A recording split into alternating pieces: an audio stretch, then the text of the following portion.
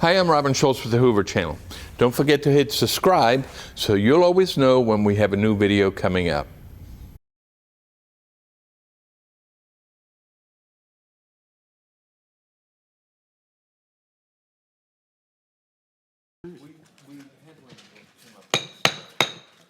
We'll call this work session to order. Let's see, we have, looking at our agenda, we'll have the payment of bills, go over the minutes. And first up is resolution number 867925, authorizing the mayor execute an agreement with Global Aerospace for unmanned aircraft insurance policy. Ms. Carrier.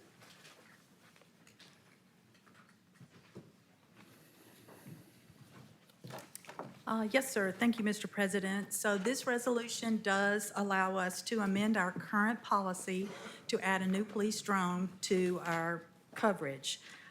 It will extend that coverage till the annual renewal, which is July 1st. And also with this resolution is a request to add any other newly acquired drone throughout the year before that policy renews if the cost doesn't exceed $1,000 per drone and it's within our budget. Very well. Any questions from council? Mr. Schultz. Did you say if it does not exceed 1,000, we can add it? So what if it does? I would come back before the council and let you know, and that would be a new resolution. But this particular drone coverage is $441, so unless they buy a much larger or more expensive, it should be well within $1,000, I suspect. Okay.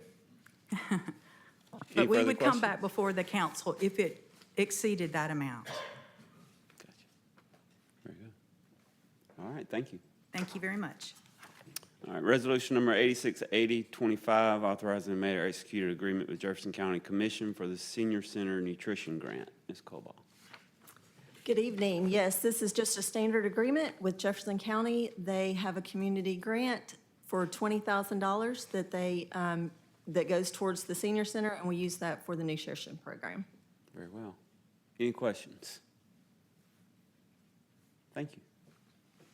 I guess you're going to say up here for Mr. Peppers. Resolution authorized, 868125, execute an agreement with the University of Alabama at Birmingham for student internships within the Parks and Rec Department at the Hoover Senior Center. Yes, this is another standard agreement. We do a good job at the senior center in getting interns throughout the year, and this is a non-paid internship that really meets the requirements they have for their coursework. And this intern will do a lot of research and some programs they create at the senior center. Very well. Any questions? Seeing none. Thank you. I'll do this one too. You go, okay. Resolution number 868425, authorizing the chief of police to execute a Fifth Amendment antenna site lease schedule. Did I I'm skip not the one? chief of police. Yeah, I know. That's why I was asking. Oh, I did skip one. Hold on. I'm sorry. 868225, amending the budget for the fiscal year ending September 30th, 2025 for the Hoover Met bullpen renovations and sewer line installation. Yes, on November 17th, we had a water main break at the Hoover Met, and it happened to be under the left field bullpen. So all that area got torn up and needs to be repaired. As part of the request for fiscal year 26 budget, we had in there for both bullpens to be renovated. And so instead of repairing one, right now, we would like to renovate both of them using remaining funds from the current rec center roof project, and also include in that a sewer line installation that would connect to the portable restroom unit we have during the SEC tournament behind the right field deck. Very well. Anything to add? Just that we're budgeting $80,000, transferring it from leftover funds on our roofing project. And it leaves us with about a little over $200,000 still in that project to be allocated to something else. Okay, very good. Any questions? Ms. Cobal, do you expect the need for all those repairs and the sewer line repair and everything else to exceed the 80,000? I do not. One thing I did want to add, we're on a tight timeline because it's going to take 6 to 8 weeks to get the material in for the repairs, and we've got events starting the 1st of February. So that's why we're trying to get this approved so quickly.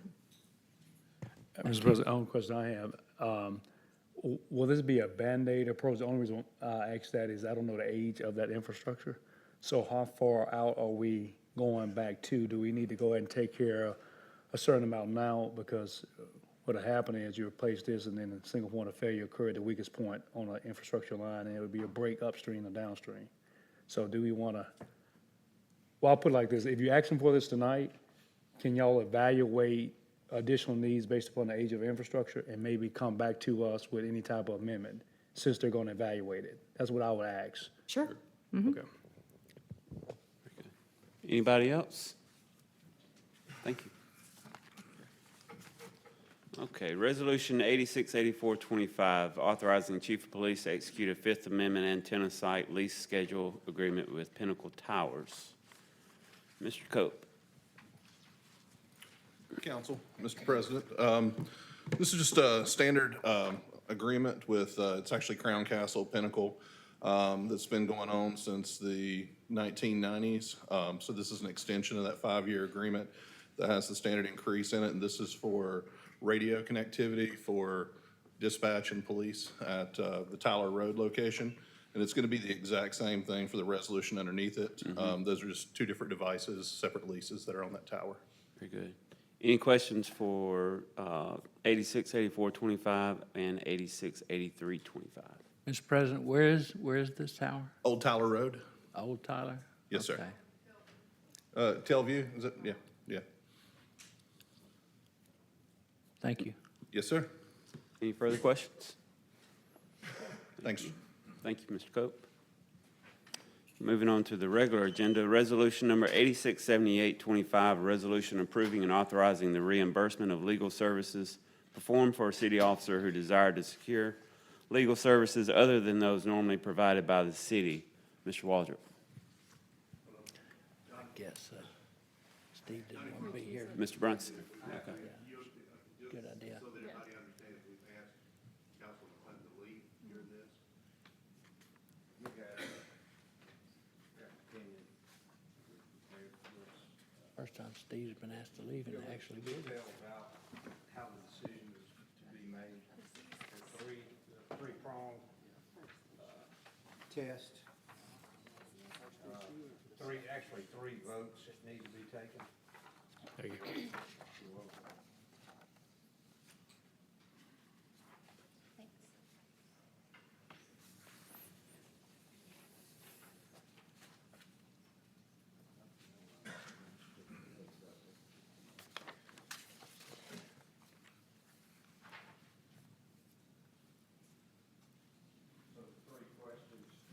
Mr. Brunson, can you speak into the microphone over here? I'm sorry.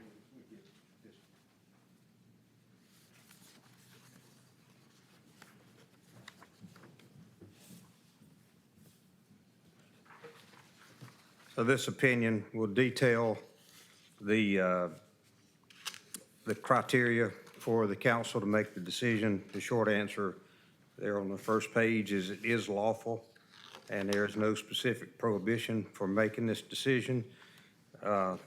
Page 2 details the public purpose test. So the first vote would be to determine if this serves a legitimate public purpose. The second test would be to determine if this was related to official duties. And if those 2 are met, then the council can vote on whether or not to actually pay those legal fees.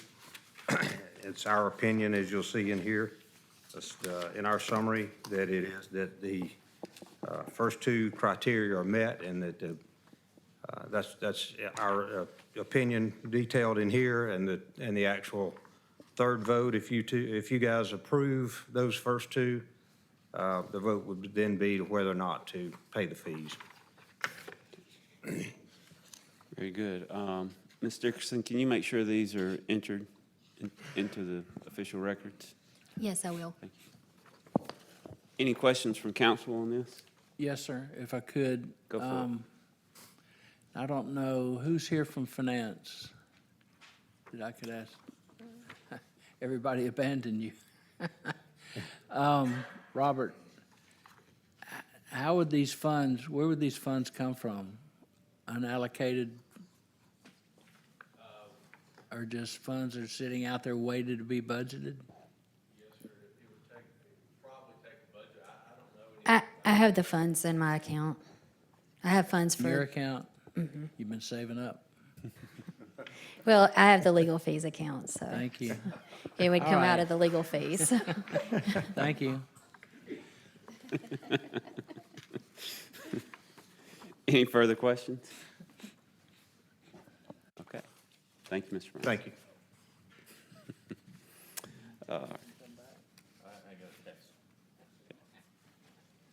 We'll move on. Resolution number 868525, authorizing the mayor to execute a service agreement with Central Alabama Water to install fire hydrants in the foothills of Black Ridge. Chief Thank you, Bell. Mr. President, Council. This is a standard agreement for the installation of 3 hydrants on 5 estate lots where the lots are a little bit larger than normal. Pretty simple contract. This is something we do all the time, but I have had a couple of council members to ask me about hydrants. And so if you would give me just a couple minutes, I can explain, so maybe you would understand better. There are two groups of hydrants within our city. First of all, we operate under 4 different water systems: Central Alabama, Bessemer, Shelby County, and Pelham. Birmingham, or Central Alabama Waterworks, is the only waterworks department that actually charges us and makes us pay rent on the various hydrants.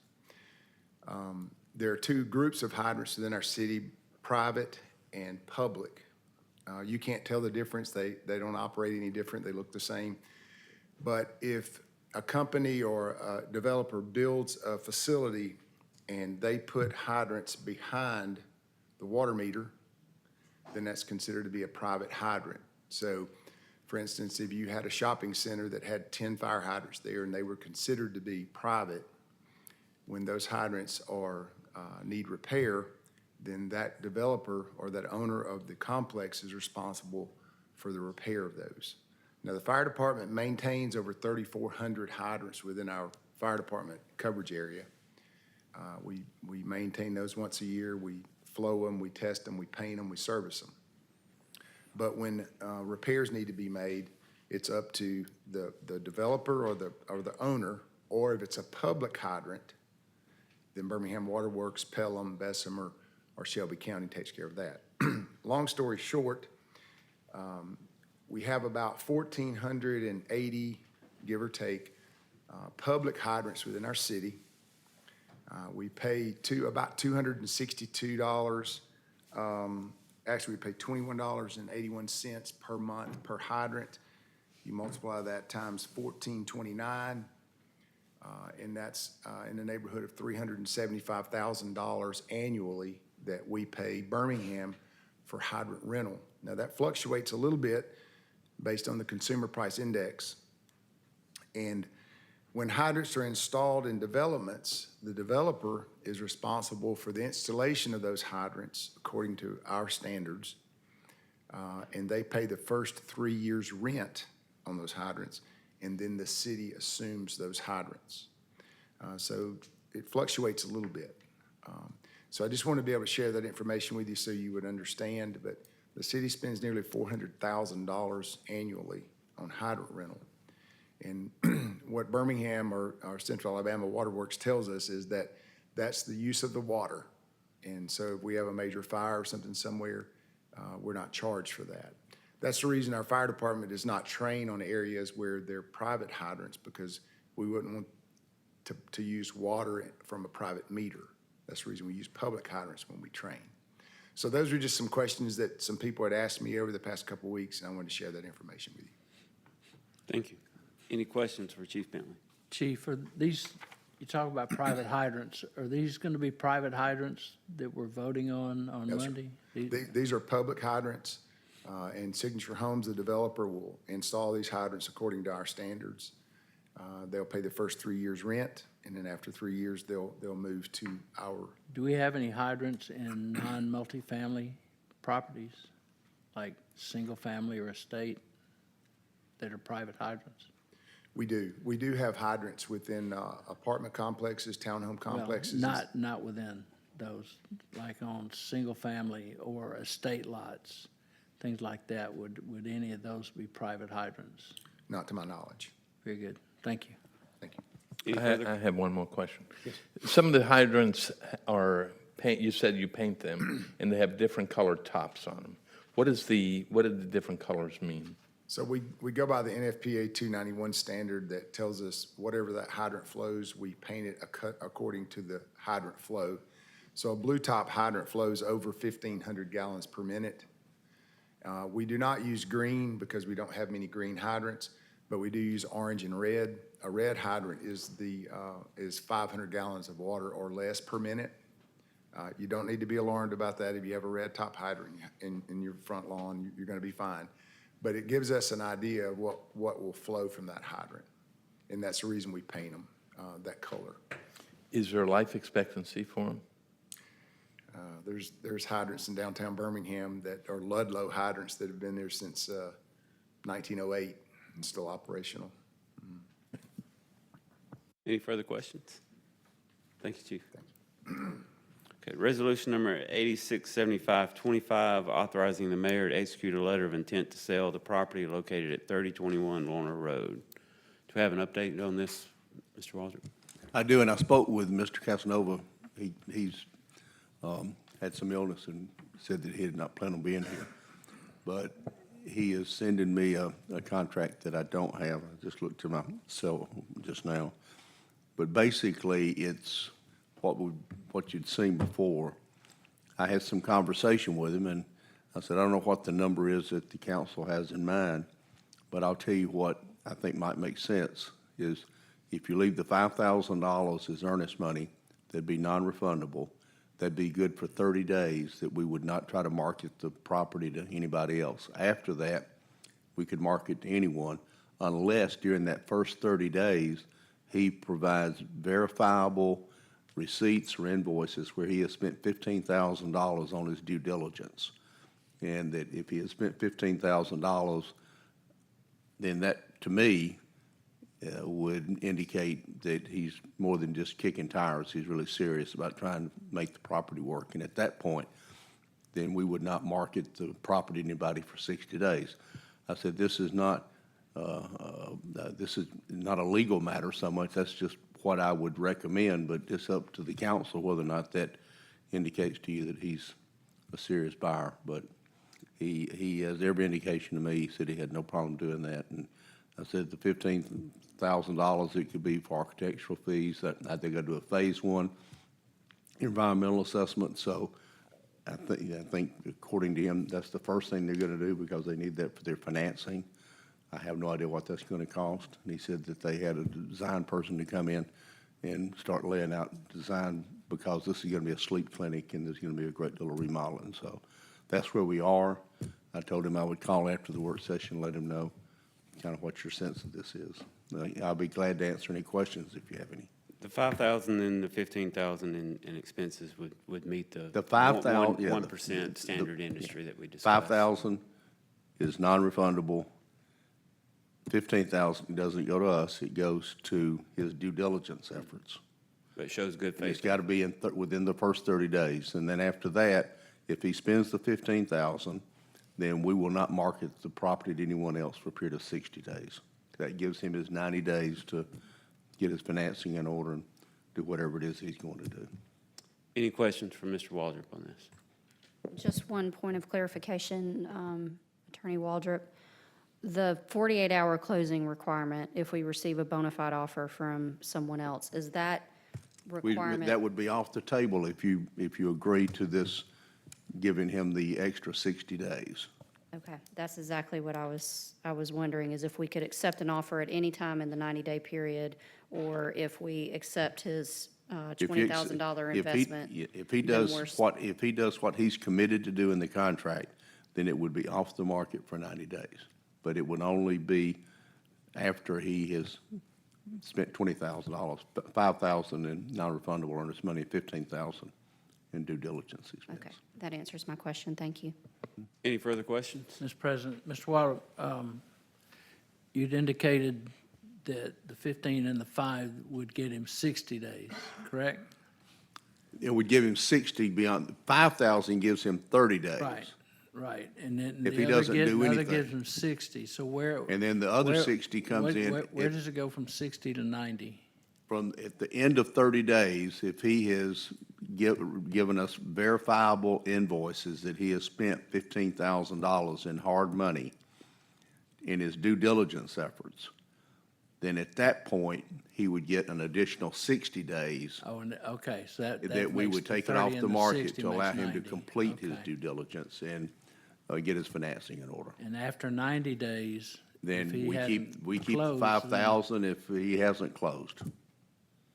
And if somebody else came to the city with an offer, we could accept it. If somebody comes during that 90-day period, we could still enter into a contract subject to the contract that we have. Very good, thank you. Any further questions? Attorney Walls, it's for the public, purpose of public, and correct me if I'm wrong, from a definition of due diligence, typically on those buildings, you're gonna have to hire a structural engineer, HVAC, a lot of different agencies to evaluate whether the building is in certain order for what they want to do. I don't know what they want to do, whether they want to gut it out or not. That's be up to them. And then for the purpose of them determining how much money they have to spend for. So when you talk about due diligence, it's really about that building footprint of evaluating and they got to hire several folks to get those reports. Is that correct? That's correct. He claimed to me a number significantly more than $15,000. And I told him that if you start getting into those kind of numbers that you're talking about, what you're going to spend, it is going to be a lot more than that. Yep. The other thing is that if we start trying to define what he's going to have to spend the money on, then we run into an issue. I just think we have to use our just business judgment about what is due diligence, what he's going to spend. Is there an extension clause past the 90 days of paying additional money to get 30 days? We don't have that in there. Okay. Is that something we want to consider, or something you would not recommend? I mean, that's not a legal issue, that's a practical business issue for you. But if y'all want to put that in there, that he could pay a certain amount of money and get an extension. He's given me every indication that he plans on closing this within the 90 days, unless he runs into some issue during the due diligence. So, Mr. President, the only comment I'll make, because I've been part of some of these evaluations in past, sometimes you can get on that last 2 days and need additional evaluation. We can do a one-time extension of 30 days at a cost, if we want to add that in there, but it'll be up to the pleasure of the board, of the council. If y'all decide to do that, you could do that at the meeting Monday night, and say you want to amend the contract to include that, that's up to you. Thank you, Charlie. Any further questions? Moving on to ordinance number 252685 to amend ordinance number 263, the City of Hoover, entitled the zoning ordinance of the City of Hoover, Alabama, for the property located at 900 Concourse Parkway from split PI planned industrial and PO planned office to PO planned office. Mr. Martin. Good evening. Good to be in front of you without having to deal with weeds. We have a zoning case coming up for first reading. As you read, this particular piece of property, it's approximately 7.5 acres in size. It's an undeveloped tract of land in the far south end of the office park portion of River Chase. And there is approximately 1 acre of that 7.5 acre tract that is zoned planned industrial. And so it creates a situation where you have split zoning on a singular tract of land. Not a great practice to have that situation. And so the Planning Commission heard this particular matter at their November Planning Commission meeting. and it comes to you with a positive recommendation for a rezoning to eliminate that split zoning issue on the property and to have the entire 7.5 acres zoned PO planned office. Very good. Any questions for Mr. Martin? Mr. Martin, how does this comport with the comprehensive plan? Comprehensive plan does support this particular rezoning effort. It calls for office and light industrial development in the vicinity. So the PO planned office district would fit within that. Any further questions? Yes, sir. If the new owner, I'm assuming there's going to be a new owner that buys this property to develop it, will they come back to planning and zoning and/or the council for any additional changes once it goes to planned office? Depends on the use. So if we have someone that's interested in purchasing the property and developing it for a purpose that the zoning ordinance defines, say, as a conditional use, and having to come and get that additional entitlement to develop the property for that purpose, then they would be back to the Planning Commission and this body to do that.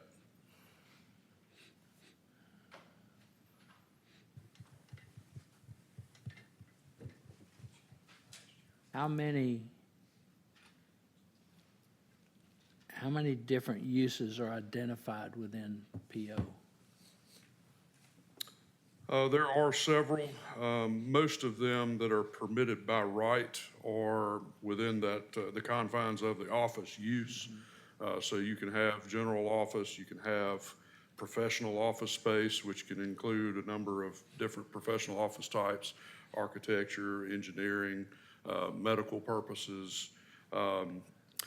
There are not very many uses beyond that office type that are permitted by right in that district. Okay, I was just bringing up because we do have some new members to the council, and they may not be as familiar with these terms.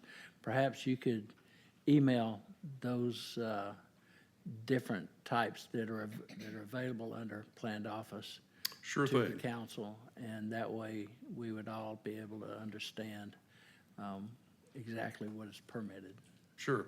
I will say it is not as permissive as the PI zone, which again is across approximately a portion, an acre portion of this site. But sure, we can get the list out to the But body. if it's voted, it would be all PO at that point. Yes, sir, that's correct. Thank you. Any further questions, Mr. Schultz? Can you get those emails to us before the meeting on Monday? Yes, sir, we can. Thank you. Any further questions? Thank you, Mr. Martin. Okay. Anybody got anything? Yes, Mr. President, if I can indulge you for maybe only 2 or 3 minutes. On August 19th, 2024, the previous council saw a need to have support, assistance support from a council standpoint. For example, we have no support, no administrator, no anything. So as a large city, when individuals call to council, whether they want us to come to events or schedule meetings or have questions about ordinance or want to meet with us, whatever it may be, we are our administrator entire 9 yards. That's not efficient whatsoever if we call ourselves want to be a larger city. Places like Huntsville have 2 assistants, lead assistants. Even Dothan has a assistant, special assistant to their city, as well as a governmental affairs person for the council. I won't use Birmingham as a model because they're a lot more robust, if you will. They have a couple people per council, 99 neighborhoods, 99 neighborhood presidents, so they're very engaged, so we don't need to that level.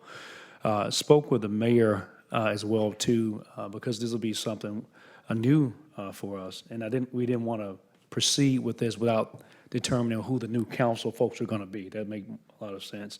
But the idea was similar to, from a legal standpoint, the mayor determines or suggests legal representation, and then the council confirms. This will be the opposite way around.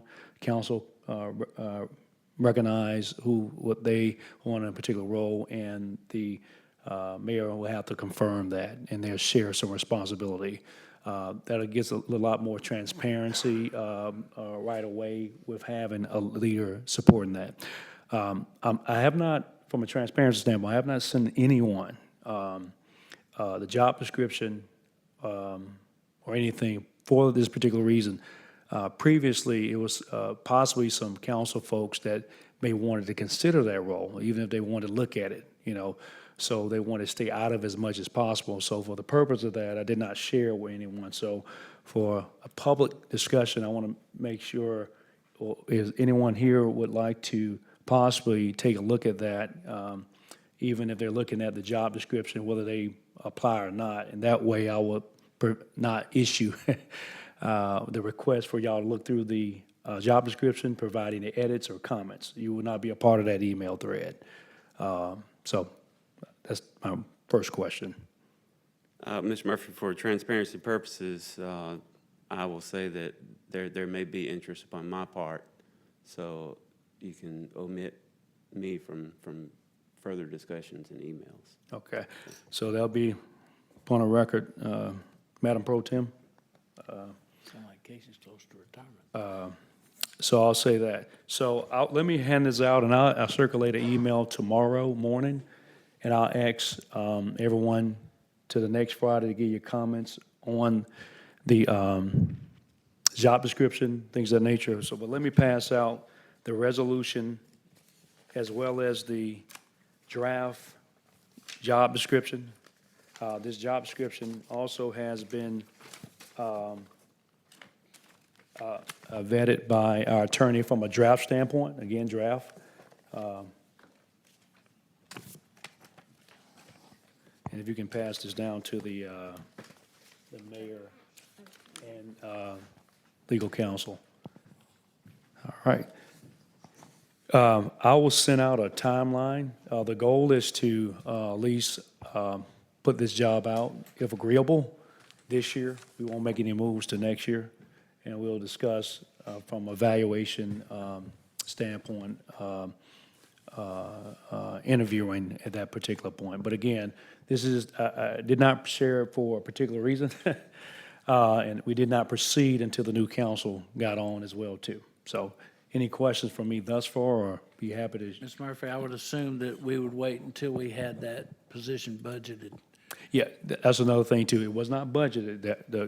The Office of City Council and the position and name was identified, but from a budgetary standpoint, no, it was not budgeted. But we said we'll bring it back next year for any type of amendment. That's a good question. Any additional questions? All right, I'll yield, Mr. President, back to you. Any further comments from council tonight? Mr. President, Ms. Dickerson, when might we expect a copy of the bills? They don't seem to be in my workbook. I'll make sure you have them tonight. Do they have them on their tablets at this point? I'm not sure. Hold on. Let me make sure that I received them this afternoon.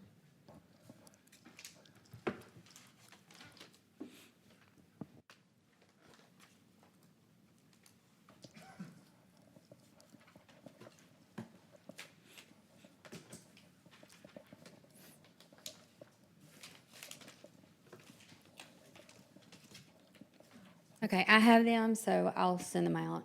Thank you, ma'am. Thank you, Mr. President. Thank you. Okay, with that, we're adjourned. Thank you.